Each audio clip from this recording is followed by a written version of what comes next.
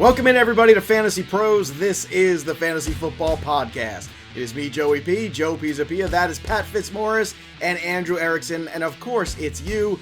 And today it's all about the starts and the sits for Week 6 in the NFL. Bye weeks are here, which means things are going to get a little more complicated in our discussions, but that's okay, because we are the team that is ready and prepared to make those decisions. We've also got a myriad of injuries, as always, to discuss and how that's going to impact some of your lineups. But before we do, I want to remind everybody, make sure you head over to our YouTube channel and subscribe to Fantasy Pros. Again, that's youtube.com/fantasypros. Click that little bell for the notifications so you get all the great content here at Fantasy Pros.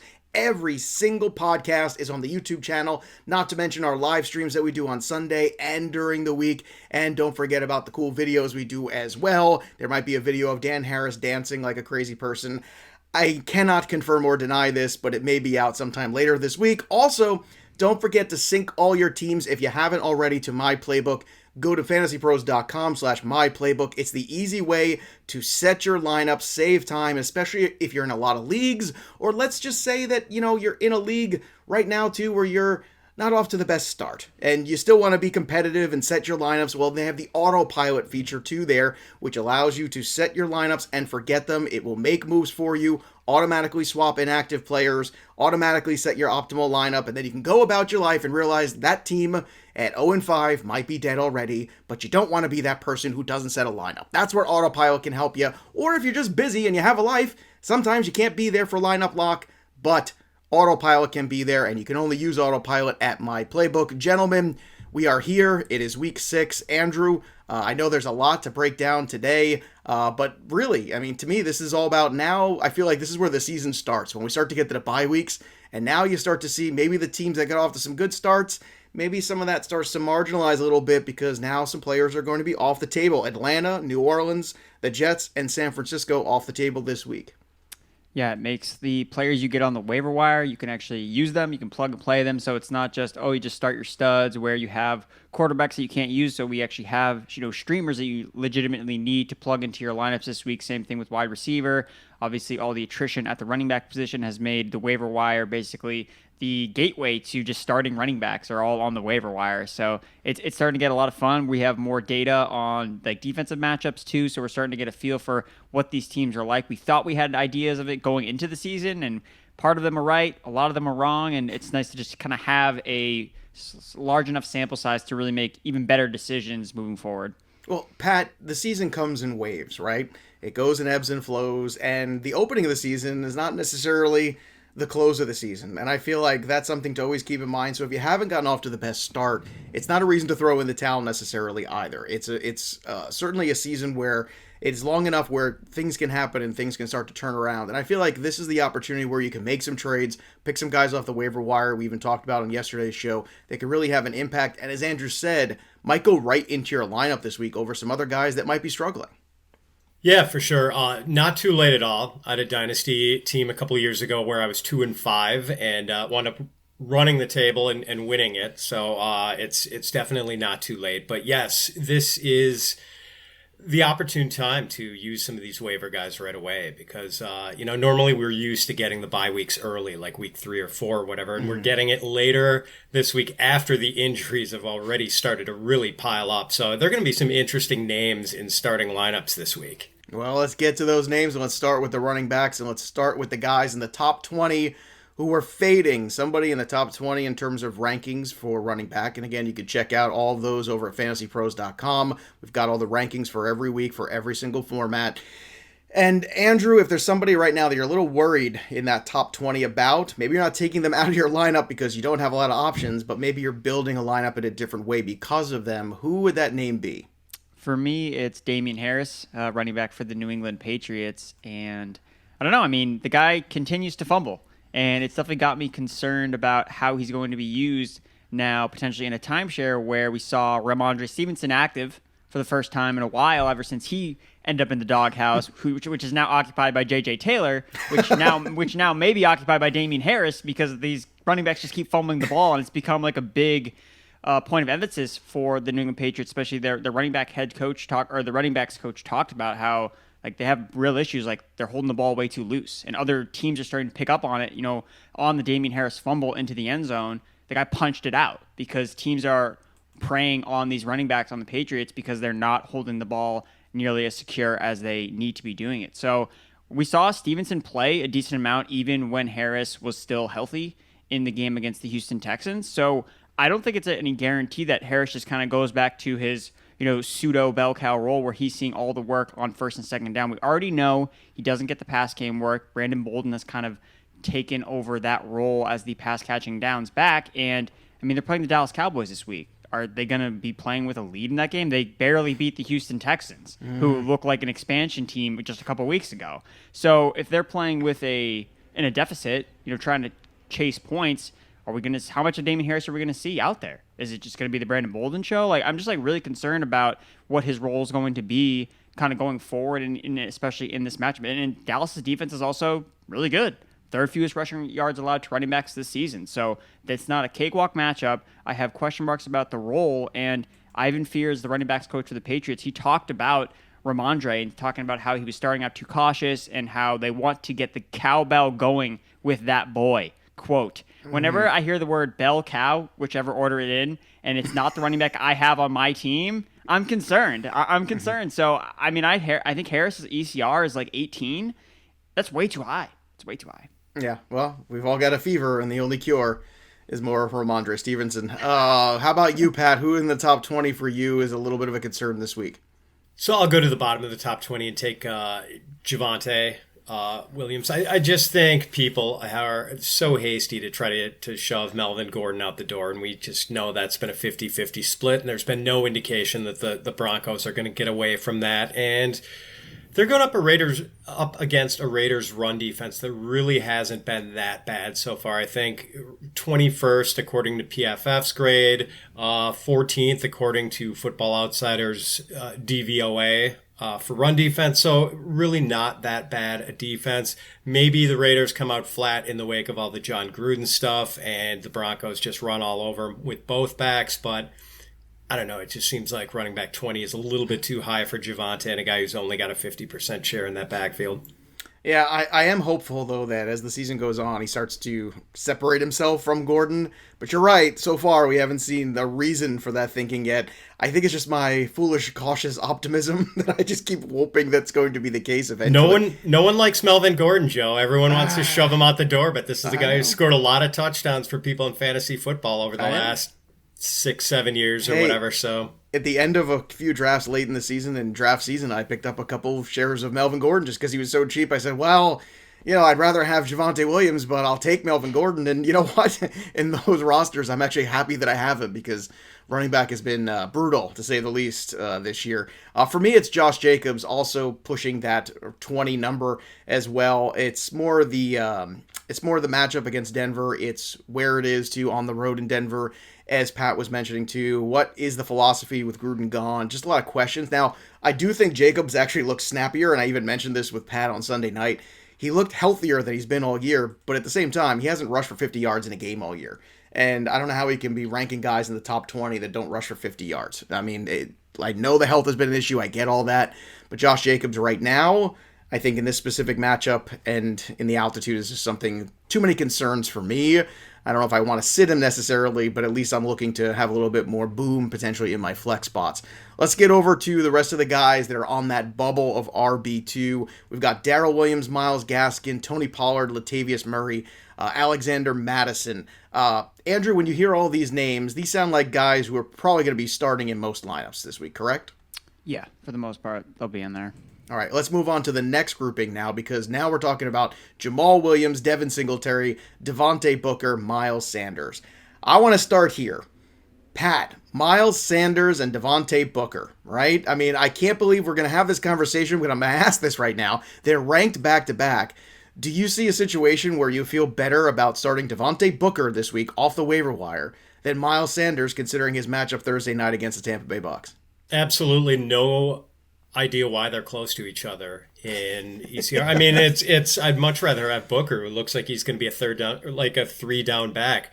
They didn't even use Gary Brightwell last week after Saquon went out, their third back, and maybe they'll get him into the mix this week. But it seems like Booker could have a really big role in this game. And with Miles Sanders, we've got a guy who is on a team that has given their running backs 26 carries over the last 3 weeks and are now going up against the biggest pass funnel defense in the NFL.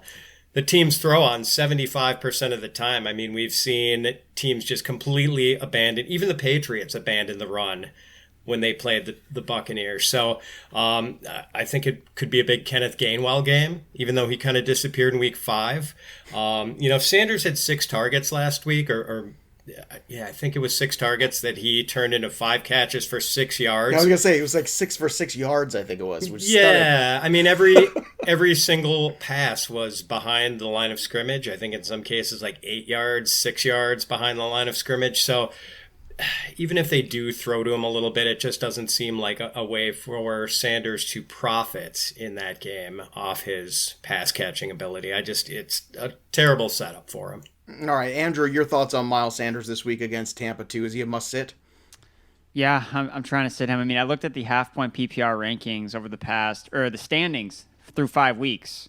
Miles Sanders is RB32 and Kenneth Gainwell is RB33. They're with a lot less touching the football. Yeah, they're neck and neck, and it's hard for me not to look at the matchup and be like, would I rather just play Kenneth Gainwell? Do I think that this Miles Sanders resurgence in their passing game is that going to stay when it's been Kenneth Gainwell this entire time? His target rate per route run, 29%, is top 5 in the NFL. So when he is running routes, he's getting targets where, last week it was a lot of forced targets towards Miles Sanders, and they didn't really get anything out of it. So, I like to think that coaches go back and review the film and see, throwing the ball to Miles Sanders did not work last week. Why are we going to do it again? I think that to kind of take a page out of what Miami did, they watched Malcolm Brown run the football for 2 weeks, and they're like, well, let's get Myles Gaskin back in there because I think he's better. So I think that it would make a lot of sense that they go back to Kenneth Gainwell in the passing game because Sanders has had his opportunities and has just kind of, basically, dropped the ball on him to have a nice pun there. But yeah, I'm probably out on Sanders again. What's going to end up happening? He's going to they're going to stuff the box. He's going to run out for an 80-yard touchdown because that's what Miles Sanders always does. He's this big playability, but that's not something you're going to bank on, especially against the number 1 run defense in the NFL. So, I mean, I basically am going to have them Kenneth Gainwell and Sanders back to back, but I honestly would not, be opposed to starting Gainwell over Sanders straight up.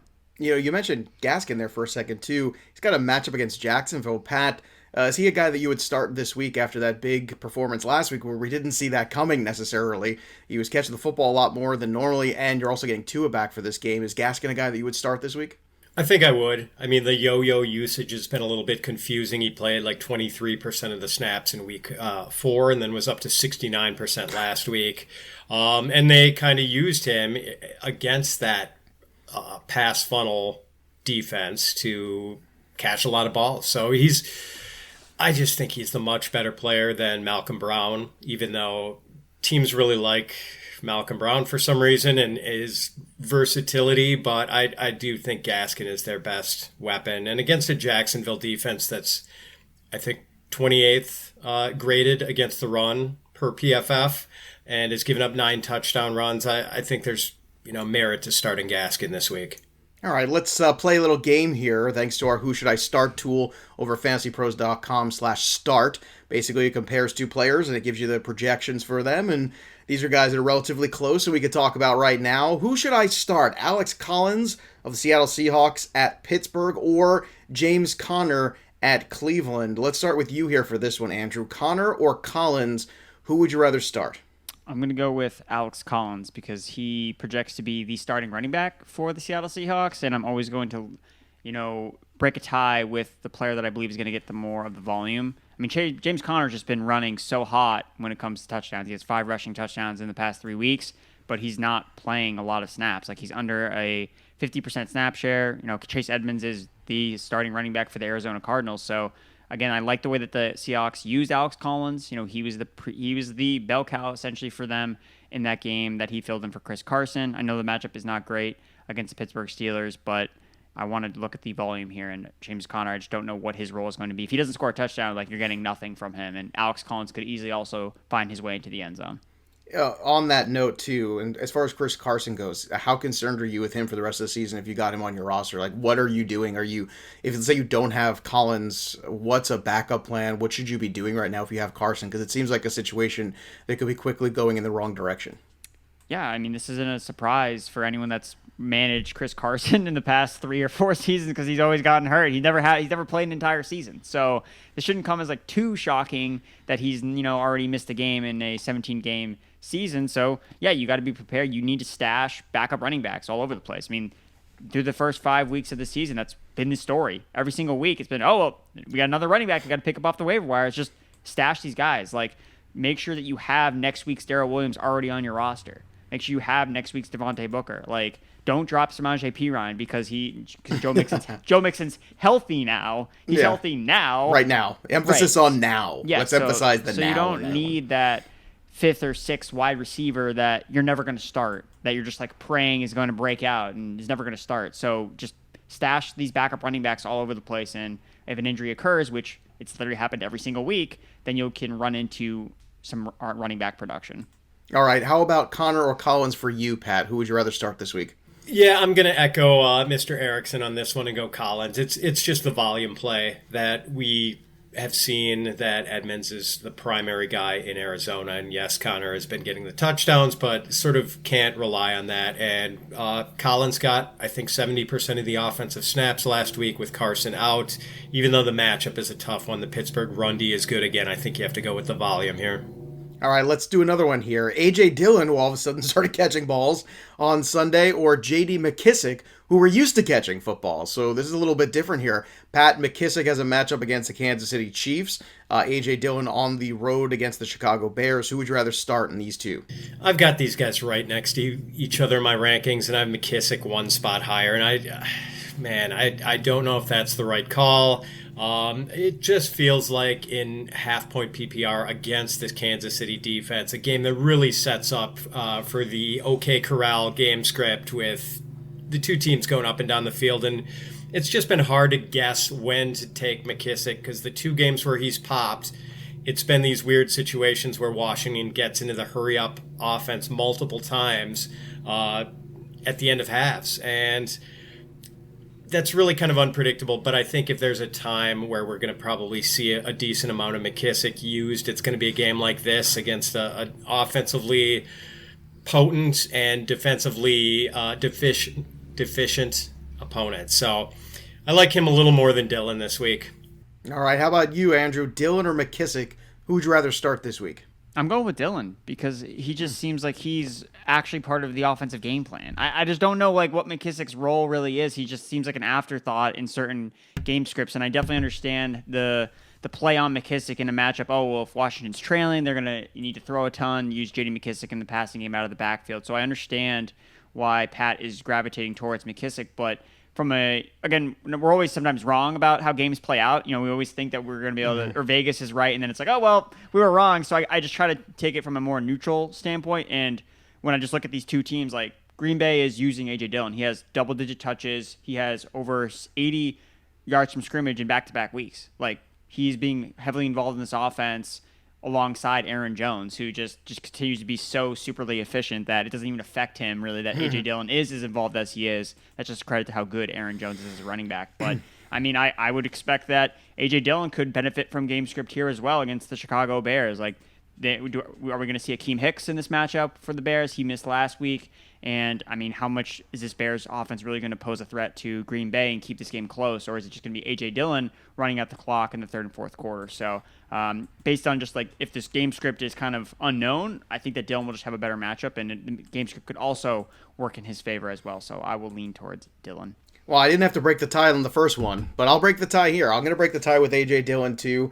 As you mentioned, the all-purpose yards the last 2 weeks trending in the right direction. I also think from the standpoint of watching the Bears defensively, I think you want to get A.J. Dillon, that big-bodied back, some work. I think you want to punish that Bears defense a little bit, make them work for it, and make Khalil Mack, make those kind of people, the Roquan Smiths of the world, work for it. And you got to work a little bit harder to tackle A.J. Dillon. It's just a fact of life. And I think that's probably the approach you want to take, and then I'll probably open up a lot of other things. So Aaron Jones is still the man there. I don't think anybody's doubting that, but it feels also like Antonio Gibson's starting to separate a little bit, whereas the early McKissic work may be fading into the background where I'm a little concerned. But just like Pat, I have them back-to-back in my rankings too, pretty much. So it is very, very close. Before we move on to wide receiver, I want to tell you about TickPick. NFL stadiums are packed again this NFL season, thank goodness. And this is a way with TickPick to get NFL tickets without ridiculous service fees, and it's no longer a fantasy. You can actually do it. TickPick is the original no-fee ticket site, and it's teaming up with Zip, the buy now, pay later service provider, to give away 5 huge season ticket packages for the 2022 season. You'll have 5 chances to win 2022 season tickets to your favorite NFL team, with a drawing every single month from now until February. Each package is valued at $3,000. And you can enter today by going to tickpick.com/pros. That's tickpick.com/pros. You get a real opportunity to get some tickets without the fees. TickPick is the way to do it. And you might be going with a bunch of your friends to some incredible games in 2022. So visit tickpick.com/pros to get involved today. Let's switch gears over to the wide receiver position, and let's talk about the guys in the top 30 at wide receiver we're concerned. Pat, we'll start with you. Who in the top 30 at wide receiver gives you pause in Week 6? Amari Cooper. I think you're starting him if you have him, but since the opener, that shootout with the Buccaneers where he had 13 targets, his target counts since then 5, 4, 3, 6. Dallas is just getting in these situations where they are in position to run the ball. Their defense is a lot better than people thought it would be, and so they've not had these shootouts ever since that opener.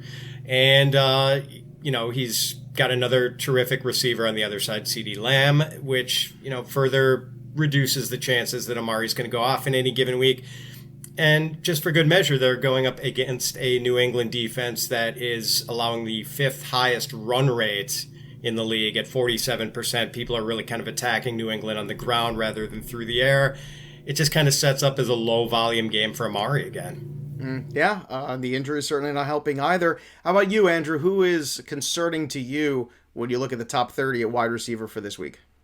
For me, it's Adam Thielen, Minnesota Vikings wide receiver. I mean, look, he almost put up a goose egg last week. Like, he got 2 catches with less than 30 seconds left in the game, basically, as the Vikings were trying to get into field goal range. And that's really concerning. We're starting to see this Vikings.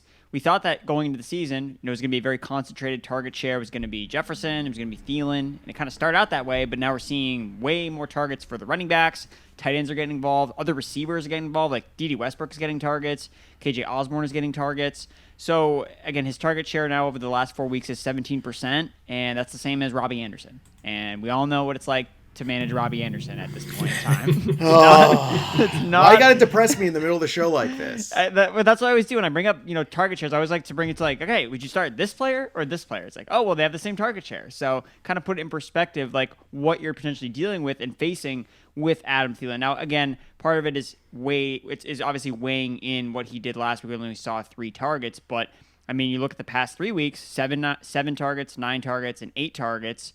It's basically he's needed a touchdown. He has not gone over 50 receiving yards since week 1. His yards per route run is 45th out of 54 qualifying wide receivers per PFF.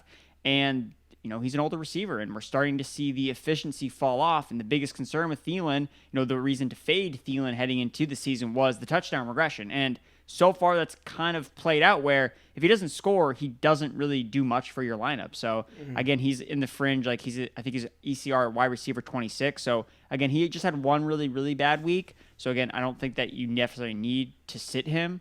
But I don't see, a scenario where he goes off against Carolina, solid pass defense, and there's not a lot of reasons to, like Thielen heading into this matchup. I'm going to go with the guy who's actually ranked 20th overall wide receiver this week, and it's A.J. Brown. It's not a knock on the talent. It's just, where are we right now with A.J. Brown? That Bills secondary, no less. So now we got to have Tre'Davious White. We got to have Micah Hyde. We got to have Jordan Poyer. We got to have all these guys we got to worry about. And it's starting to feel like a lost season for A.J. Brown, which I know seems like a little doom and gloom. I hope that there's a big second half here ahead of us. I can only hope that that's where we're trending. I just don't see that second half starting now. I don't think this is the week where you circle it and go, this is the breakout. We're going to all be really happy about A.J. Brown. That being said, can I take him out of my lineup? Probably not. That's the hard part, especially with buys starting, is now you can't take him out probably. But I think for better or worse, he's in your lineup. Unfortunately, I think it's going to be for the worse. That's where I'm looking at. Andrew, what are your thoughts on A.J. Brown right now, too, where he's at, and this particular week, too? I'm just curious to hear your thoughts. Yeah, I think I'm a little bit higher on A.J. Brown. I mean, I'm an A.J. Brown stan, so I'll admit that off the bat first. But, I mean, if you look at the way the Titans have played their matchups the last couple of weeks when Brown has been back, they've just been relying on Derrick Henry because they've been playing terrible run defenses so they can just give Derrick Henry the ball 30 times. And this matchup does not preview like that at all against the Bills' high-powered offense. The Titans are dogs, 5.5 points. This game has a very high under-over. And A.J. Brown didn't do a lot last week, but he did still lead the team in targets. Like, he had the target share that we wanted, and this game has a very high pace of play.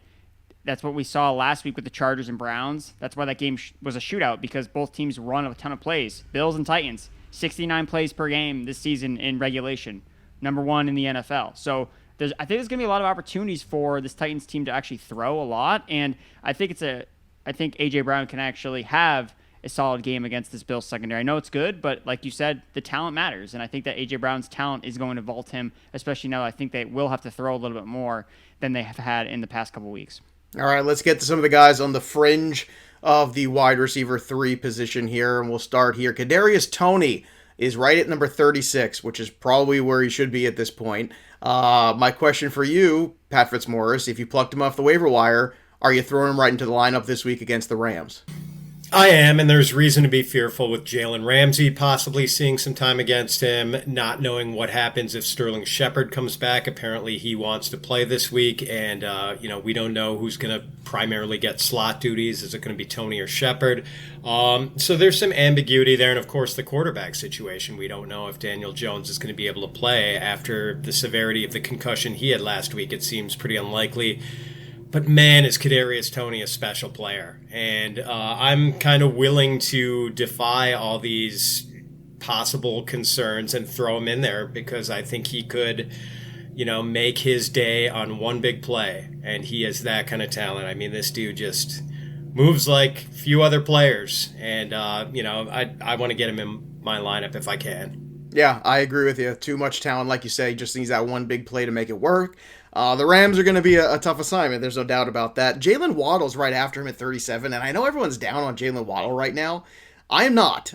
He's got Jacksonville this week. He's got Tua coming back. Andrew, isn't this the perfect recipe here to get Jaylen Waddle on a bounce back and get him back in your lineup? Yeah, I know that a lot of people are down on Waddle, as the only top 10 rookie selection that didn't have a major breakout week last week with Pitts and Jamar Chase obviously having massive weeks, but I mean, he's been off to a really solid start. He leads Miami in target share, 18%. He's running around on 84% of the team's dropbacks, which is the highest among any Miami Dolphins wide receiver. And the matchup is really good against Jacksonville. The Jaguars rank 30th yards per target and receiving yards to slot wide receivers this season. Waddle is the primary slot receiver, and I think that the reason he had such a disappointing game against the Bucs was because Gaskin was kind of taking over more of those short to intermediate targets, which we kind of all thought would go to Waddle as the more short receiver in that offense, with Preston Williams kind of taking the air yards downfield. So again, last week was disappointing, but it's a bounce back spot against Jacksonville. He's got his guy Tua back, so I like Waddle in this matchup. Yeah, I think Parker and Fuller being out last week and on the mat, everything just hurt Waddle. Like, it was just a bad situation for him, and I think it's a perfect time to buy low, but this is start sit, not buy low. All right, let's talk about the must-starts from this group on that fringe here at wide receiver 3. Pat, when you look at this grouping, who do you think is your favorite start this week in these guys that's kind of on that peripheral right around wide receiver 3? I think I kind of want to start Laviska Shenault this week. So he had a really disappointing week last week. Very few targets. We didn't expect that after the DJ Chark injury, but Miami blitzes a lot, and I think Shenault has a good chance to be that hot read for Trevor Lawrence a lot of the time. I am a little bit worried that they moved him outside quite a bit last week and had him line up more there than in the slot. I don't know if that usage is going to stick, but I do feel like he's got a benefit from that Chark absence, and that he is going to be a frequent short area target of Trevor Lawrence this week. What about, Pat, guys on the Eagles this week against that Tampa Bay Bucs secondary? Love it. I mean, we know they're going to pass a lot and probably not try to bother running that much. Well, I take that back. I love it for Devonta Smith. I don't know how I feel about Jalen Reagor or Quez Watkins. Like, kind of dicey between those two, but I think Devonta Smith is a great play this week. Does Goddard's COVID situation too, does that change the dynamic a little bit in your mind also in terms of spreading the ball around and targets that might be available either to the receivers or maybe to a guy like Kenneth Gainwell?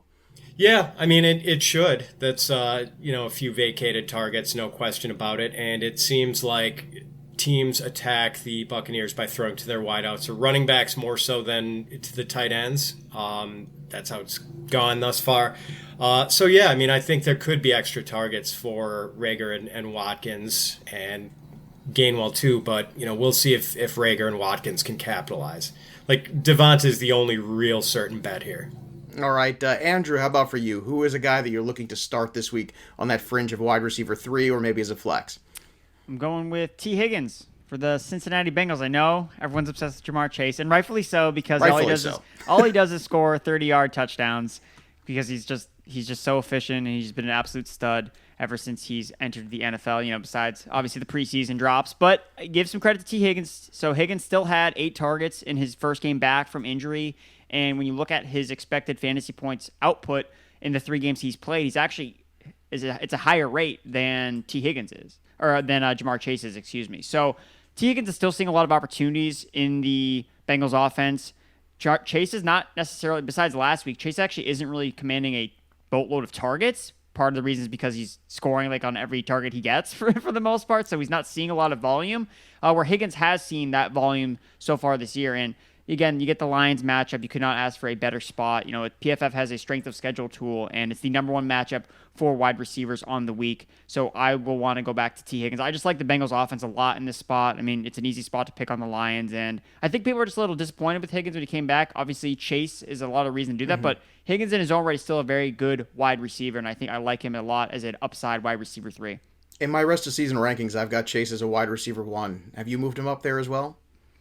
Yeah, I mean, I think you have to have him as a top 12 guy. Just the fact that he's been doing so much, even without volume, that will eventually find his way over, because when players are really efficient, they just get more targets their way. So it seems like, yeah, he's destined to finish as a top 12 receiver and kind of just do what Justin Jefferson did last year, basically.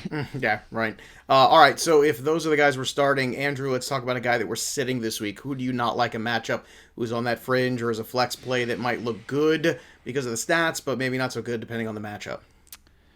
Yeah, so I was really torn with this one. I thought about it for a while, and it's Odell Beckham Jr. I'm just so torn on what to do with this guy because he came back off the injury, and we got the routes, the targets, the air yards, everything looked good. And it was all right, smash spot against the Vikings, let's do it.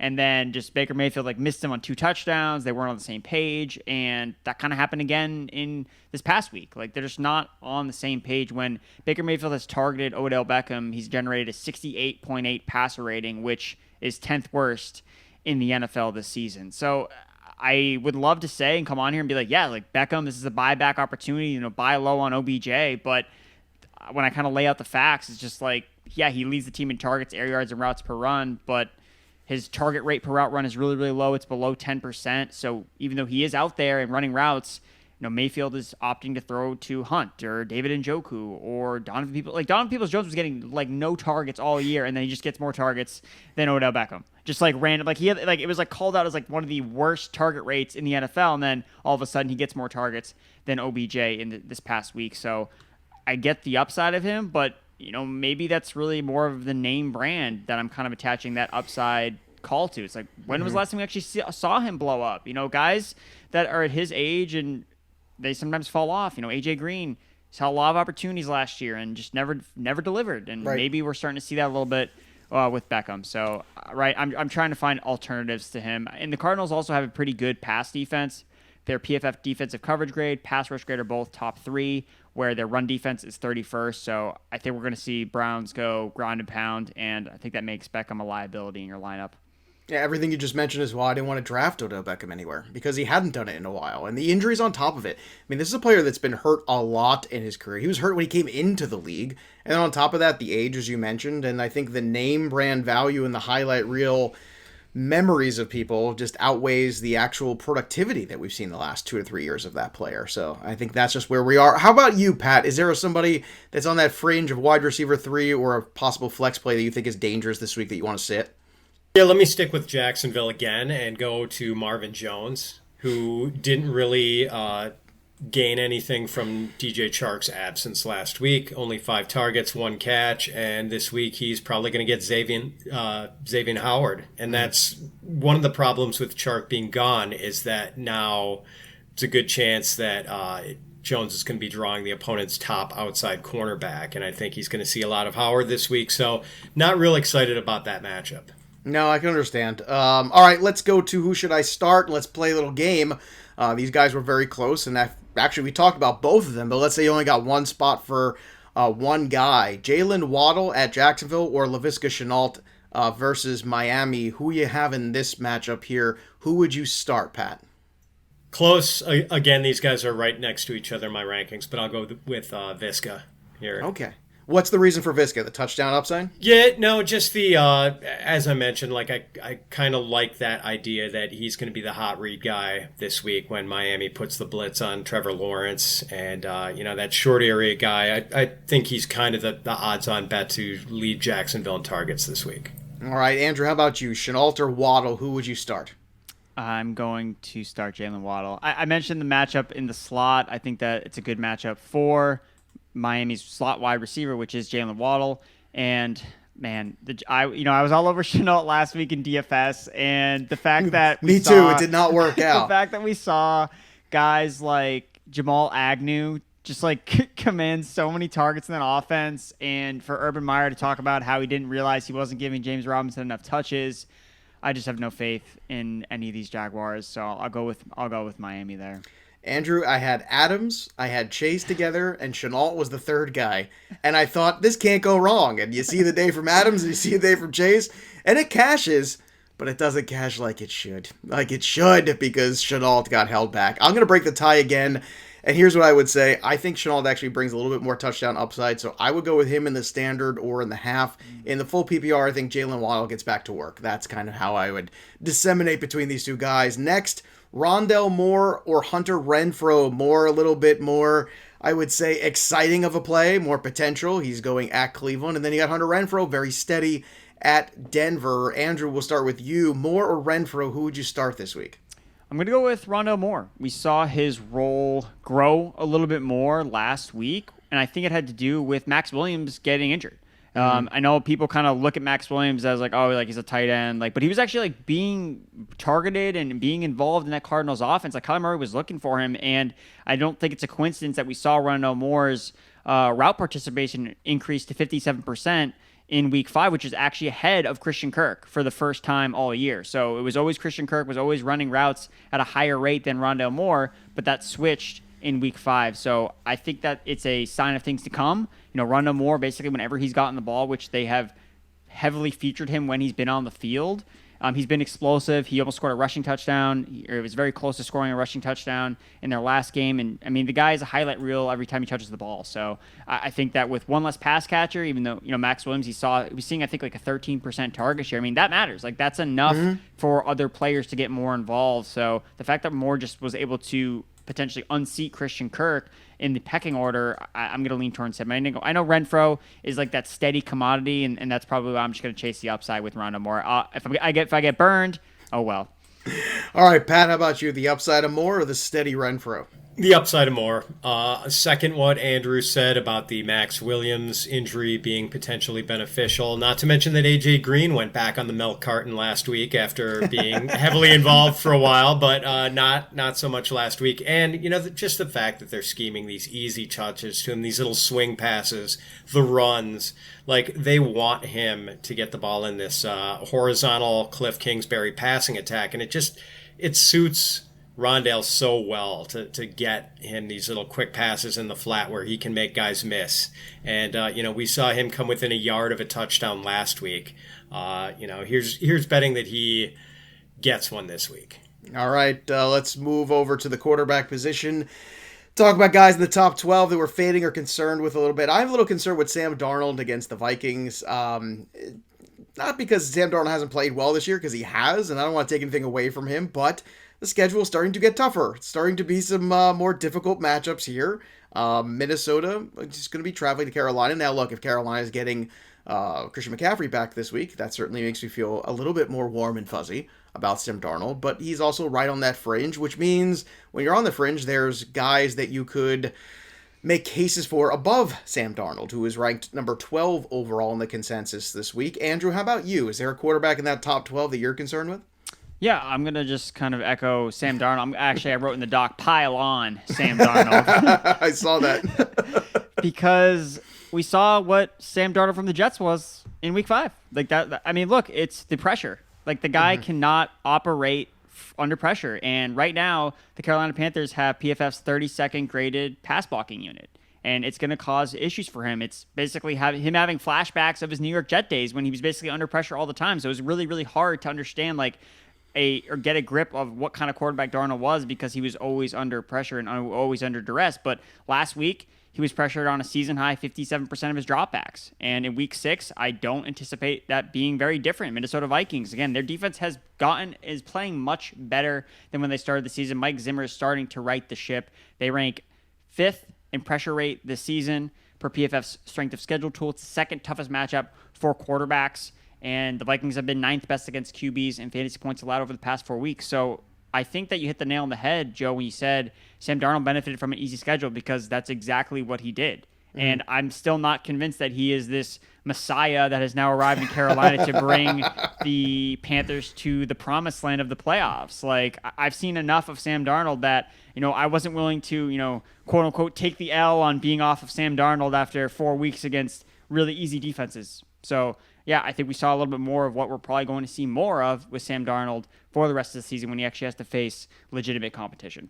All right. You want to pile on too, Pat, or you got another guy? I'm not going to pile on Sam anymore. You guys have done adequately there. So I'm going to go with Aaron Rodgers, which kind of hurts me as a Packers fan in a Packers-Bears week, big rivalry game. But, Rodgers is quarterback 18 right now. I think his highest single week finish so far is quarterback 8. So, the floor has been okay, but the ceiling has been not spectacular. Part of it is that he just doesn't run anymore. I think he's got 8 rushing yards on the season.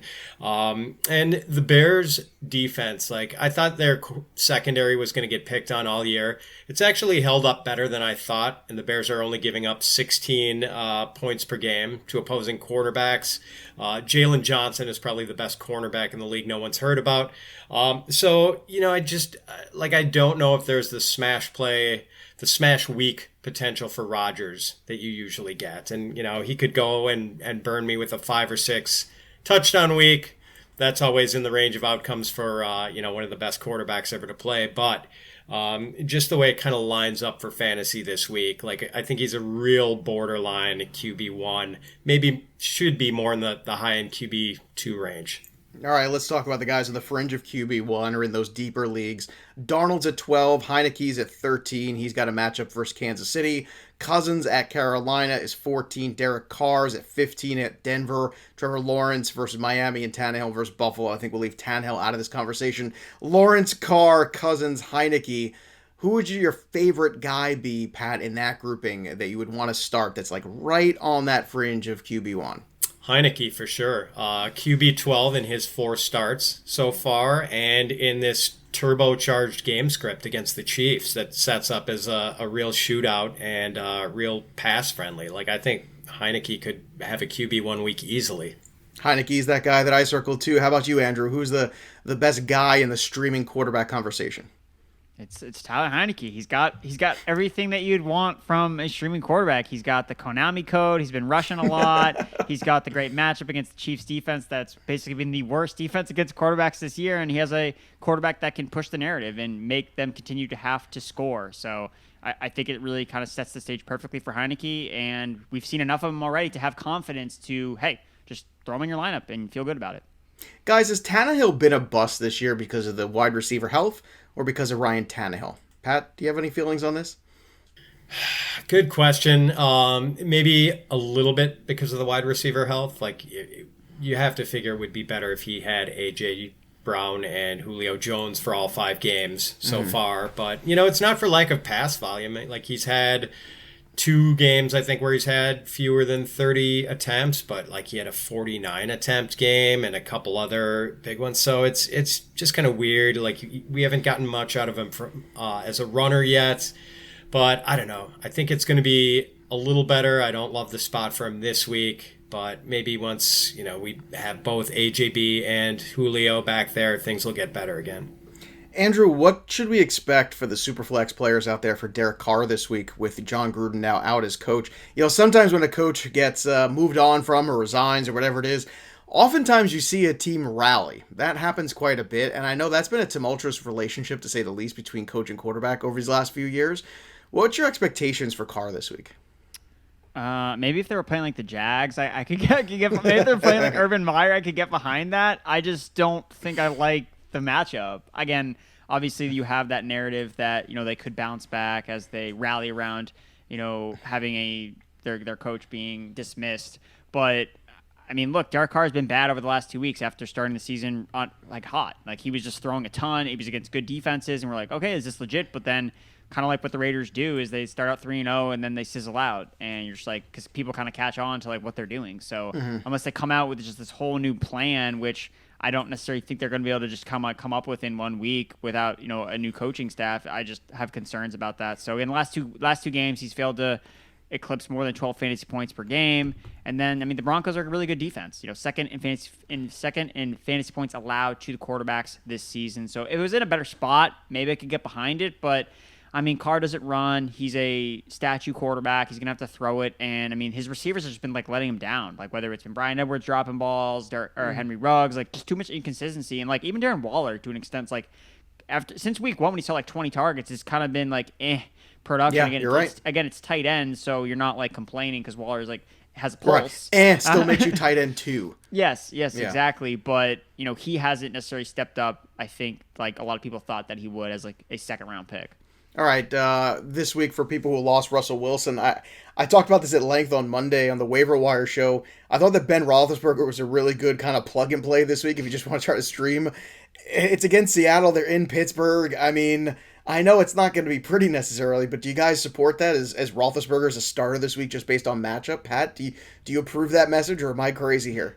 No, I mean, if you're really desperate in a 1 QB league or in a 2 QB league, I think he's absolutely playable against the Seattle defense. That's just, and then, Trey Flowers isn't around anymore. Yeah, so, saw that this morning. As if they didn't have enough problems with coverage. So, like you said, at home, on the road, I probably wouldn't chance it, but at home, I think he could be a sneaky good play this week. Bring back the Big Ben home road splits. Let's go. Yeah, oh, God, that's remember that? Oh, that was a good 2+ years that lasted, by the way, boys. He was money he just couldn't, like, he was like 400 yards at home and on the road. It's like everyone every article, every start-sit article was like, Big Ben on the road. Well, it's because like for 2.5 years it was true. Like, I don't know why it was true. I don't know. Strange stuff. All right.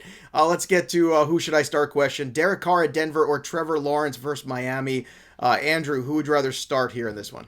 I'm going to go with Trevor Lawrence. I've liked what I've seen out of him over the past couple weeks. He's starting to run more. And that was something that was really underrated about his game. So, again, he flashed the rushing upside. 2nd straight week, 7 rushes for 28 yards and a rushing touchdown.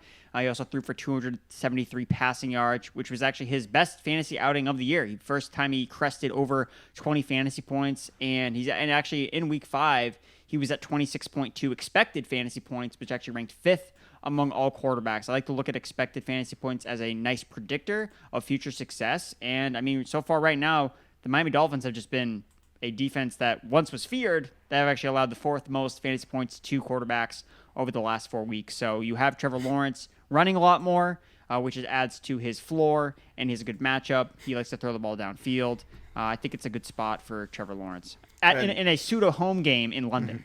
Yeah, well, those numbers also skewed a little bit by Josh Allen and Tom Brady having field days against that defense. I mean, that certainly could account for a little bit of inflation when it comes to that number. How about you, Pat? Trevor Lawrence or Derek Carr? Which way would you go? I've got to oppose Andrew here and go with Carr. He made some really good points, like anti-Carr points earlier. But so I think that, Lawrence has had 3 passing touchdowns in 4 games. And like you just can't count on the passing output with him. And, he's made up for it by running in touchdowns the last couple of weeks. But we know that's not really something bankable. And as Andrew said earlier, like we've seen Carr get it done against good pass defenses this year. And I just don't know what else they're going to do. Like I don't think they can sustain a running game and pound it 25 times with Josh Jacobs this week. So I kind of think that's the way they have to go. And I'd rather bet that way with Carr, throwing 40 times this week than with, Trevor Lawrence trying to run it in. Yeah, I'll tell you what, I'm going to break the tie on this one. I'm going to lean with Carr this time, just because in division matchup, I think the happiest person to see John Gruden gone might actually be Carr. Like, he might be very happy that guy's finally gone. Like, it just seemed like a bad relationship to me the entire time. So maybe it's just a little bit of a free Carr going out there, having this matchup against Denver. And once again, it's in division. It's an important game here for them after a terrible showing last week. I think they rally around a little bit, and as much as I like the athleticism of Trevor Lawrence in this game, the mistakes in the game plan are always a problem. Let's move over to tight end, which is typically a problem every single week. Who are the guys that we have concerns with in the top 12? Well, for me, it's Hockenson because, well, the health hasn't been there and the productivity hasn't been there. And you could say, well, it's because of the health, and that's fair. But you know what? Until that turns around, you can't take him out of your lineup because I fail to see a lot of better options that you have streaming off the waiver wire that you're going to plug in that's better than the upside of TJ Hockenson. But at the same time, I think you have to look to your flex spot for maybe potentially more productivity. Pat, how about you at the tight end position? Who kind of scares you in the tight end 1 group this week? I'm not real excited about Jared Cook. It just seems like the Chargers passing game goes pretty much through those wide receivers. And why not when you've got Mike Williams and Keenan Allen? Cook has been below 30 yards in 3 of his 5 games. And like, very fair to ask if Donald Parham is the better tight end with the Chargers at this point. Plus they worked Steven Anderson into the mix too. It's kind of a 3 tight end attack, splitting up not a lot of tight end targets. So, I can't trust Cook as a tight end 1 this week. Nothing like a 3-headed monster at tight end. Great. Everyone's favorite fantasy thing. Andrew, how about you? Top 12 tight ends. Who are you fading this week? So Mike Gesicki is ranked really, really high in ECR. I think he's like tight end 6. And I mean, he was 4th in targets last week on the Miami Dolphins. Like, he does this all the time. Like, the minute that we're like, all right, finally can trust Mike Gesicki, we're good to go. And then, oh, wait, like 4 targets, 4 catches. Oh, okay. So, and the biggest thing I think with Gesicki too is we really saw his spike in production come with Jacoby Brissett under center. So if they do go back to Tua, what does that mean for Gesicki in the targets? I mean, this Miami Dolphins target pecking order has really fluctuated a lot. Is Parker playing? Who's the quarterback? So it's like the only consistent really player that really has actually been Waddle. Like on a week-to-week basis, like he's always been either 1 or 2 in terms of targets in an offense where everyone else has kind of been up and down. Myles Gaskin has a huge week and then he disappears in the next week. So I can't trust Gesicki. I know that you kind of have to rank him as a top 12 tight end because he's there and he plays a lot. But besides that, and they're playing the Jags, so it's a good matchup. But again, if you don't see the targets, it doesn't matter who you're playing. So I have some concerns about Gesicki. Well, we're down another tight end for sure this week because it just came across Rob Gronkowski, who didn't practice this week, is going to be out again this week. So that'll be the 3rd game now missed for him. So we'll be looking for more guys, which means we got to ask, who should I start? Jared Cook at Baltimore or Ricky Seals-Jones of the Washington football team? Andrew, you got any feelings about these two? Who would you start, Ricky Seals-Jones or Jared Cook? You can't rank Ricky Seals-Jones high enough this week. I really think that he's, I don't want to say like bulletproof. You know what? He's my favorite cheap DFS tight end of the week this week. Spoiler alert, on Thursday's show, we're going to talk a lot about Ricky Seals-Jones. But everything that I like stand for when it comes to tight ends, like looking at route participation. Stand for? What does that even mean? What do you stand for when it comes to tight ends? It's all about routes run. Like that's everything that I've been kind of found out over the last 2 years, especially working at PFF, is you need the tight ends to be running routes. Like, it's so Right. key to, it doesn't matter how good they are. Like, Dallas Goedert was never going to be productive because he was running, under 60% of the team's routes, splitting time with Zach Ertz. And that's why he hasn't really been productive this season. But Ricky Seals-Jones, he ran a route on 87% of Taylor Heinicke's dropbacks last week. That was top 3, 99% snap share. Like, he literally didn't leave the field except for one play. And he's also seen 5 end zone targets over the past 2 weeks. So, like, I mean, the playing there, the routes run is there, the high value targets are there, and The then red it's a great zone matchup. targets were there last week. But it was there. It's a great matchup against the Kansas City Chiefs through 5 weeks. Casey's allowed the most receiving yards to tight ends, and they have not played their own tight end, Travis Kelce. So I don't think those numbers are necessarily super inflated because he's the best tight end in the NFL. So I love RSJ, and people keep asking me on Twitter, like, oh, who do I film for Pitts this week? RSJ. It's RSJ. So I think that if you don't like your tight end you have right now, just pick up Ricky Seals-Jones and start him. All right, Pat, I know you don't like Jared Cook, but do you like it more than Ricky Seals-Jones this week? No, I do not. I echo everything Andrew said, not to mention the fact that, with Washington kind of thin at wide receiver after Terry McLaurin, no Curtis Samuel this week, it appears. I don't know what De'Ami Brown's status is, but yeah, so, I mean, I think this is really set up well for an RSJ week. All right, so everybody loves Ricky Seals-Jones this week. Let's see who else we love. Let's get to our top starts and sits of the week. My top start this week is going to be Myles Gaskin. I'm a big fan of the Gaskin workload turning around. I think last week was eye-opening. I think if Miami's going to have a shot to stay relevant, they're going to have to get the ball in Myles Gaskin's hand a little bit more. Tua coming back helps a lot as well. So I think Gaskin's that guy I want to get back in. And you know what? If I have an option to sit A.J. Brown, I'm going to. I just don't think he's going to do anything this week. I think there's guys on that fringe of wide receiver 3 in PPR leagues that are going to have, 6-7 catches for 70 yards, probably no touchdown, but will have more points than A.J. Brown. I hate the matchup against Buffalo. I hate that he's not healthy. I hate that he was on snap count last week. And I just hate the fact that I have too much A.J. Brown. So really, it's more of a personal thing, but also for everybody out there too. I think if you have better options, you might want to look at them right now, especially if you're in must-win mode. I just don't think this is the week where A.J. Brown turns it around. I think he will, just not this week. Pat, how about for you? Who is your must-start and most must-sit of the week for Week 6?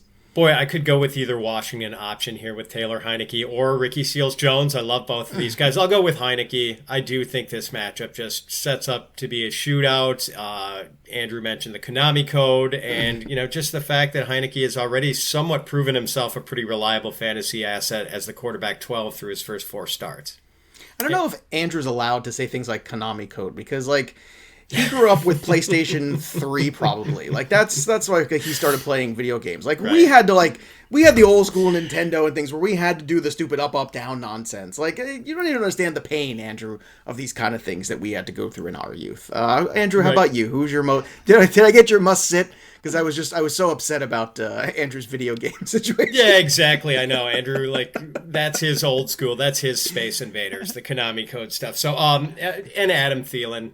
I've got to jump on that one. Andrew was spot on with his mention about, if the touchdown thing doesn't work out for Adam Thielen, there's not a lot to fall back on with 4 straight games under 50 yards.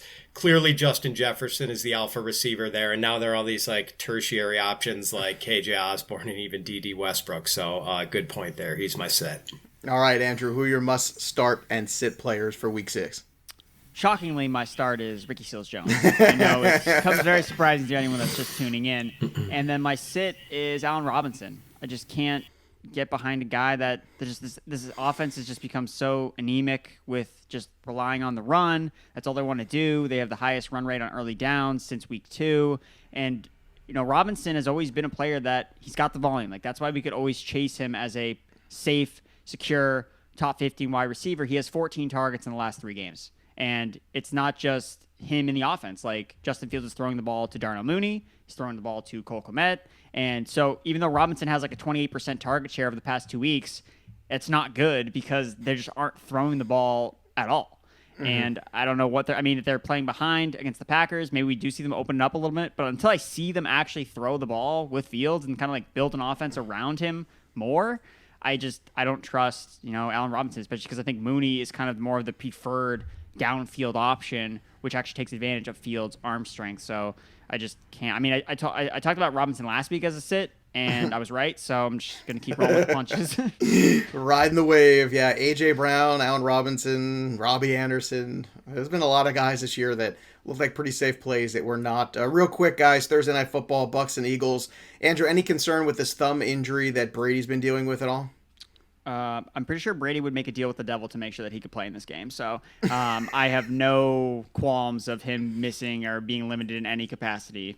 All right, Pat, we already kind of mentioned that we might think Gainwell is a better play than Sanders, but is Ertz an option for people this week at tight end with Goddard most likely out for this one? Yeah, if Goddard's out, I think you have to put Ertz in your top 10. Not necessarily a smash matchup, but I think he's going to get enough volume to, look how thin the tight end position is, Joe. I think he sneaks inside the top 10 pretty easily this week. All right, who has the most fantasy points at wide receiver for the Bucks this week? Pat. Godwin, okay. I second that, Godwin. Oh, the right answer is always Antonio Brown, guys. When are you going to realize the right answer is always AB? Oh, all right, that'll do it for us. Make sure, as always, you make sure you check out all the great stuff over at myplaybook at fantasypros.com. And don't forget about TickPick. Go to tickpick.com/pros. That's tickpick.com/pros. You get a chance to win 5 chances to win season ticket packages for the 2022 NFL season. That is very exciting. And don't forget to subscribe to our YouTube channel as well, youtube.com/fantasypros. That'll do it for us, but the story of the game goes on. For Andrew Erickson and Pat Fitzmaurice, I'm Joey P. We will see you next time, kids. Thanks for tuning in to the Fantasy Pros YouTube channel. Don't forget to check out our featured videos. And while you're at it, make sure to follow us on Instagram, Facebook, and Twitter at Fantasy Pros, so you can get the latest news and updates to give you the edge you need in your fantasy league.